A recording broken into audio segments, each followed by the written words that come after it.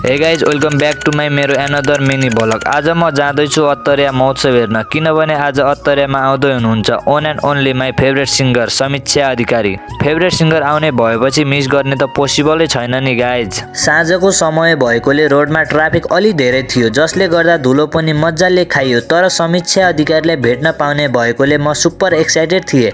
आज अत्तरिया बजार अलि क्राउडेड थियो, किनभने महोत्सव अलरेडी सुरु भइसकेको थियो। अत्तरिया गयो भने एउटा टेन्सन भने हुन्छ पार्किङको। पार्किङ नपाएर हामीले रोडमै पार गरेर हिँड्यौँ।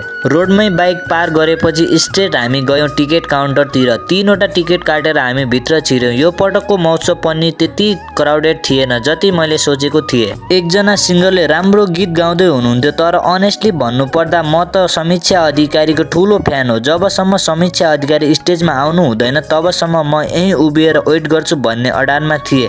And boom, Samiksha Adhikari enter the stage. Ground पुरै इनर्जीले भरियो। उहाँको गीत स्टेजबाट गुन्जिरहेको थियो र हामी ग्राउन्डमा चेयर गर्दै थियौँ। म त उफ्री उफ्री नाच्दै थिएँ। हर song pure magic.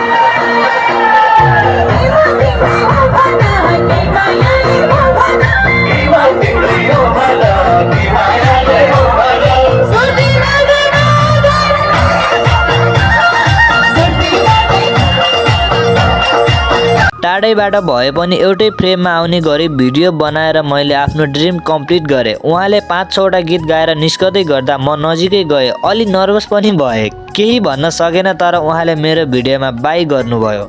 That moment was mind blowing for me guys. Thanks for watching. See you in the next video. Bye bye guys.